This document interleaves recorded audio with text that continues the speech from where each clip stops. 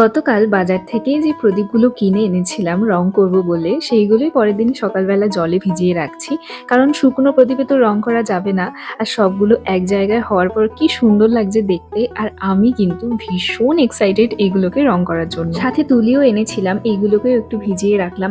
ফ্ল্যাটে তো কিছুই নেই, তাই জন্য নতুন করে সব কিনতে হয়। বাড়িতে তো আমার সব রয়েছে। আমি একটা travel friendly makeup pouch Meesho থেকে অর্ডার করেছিলাম, সেটাই এসেছে।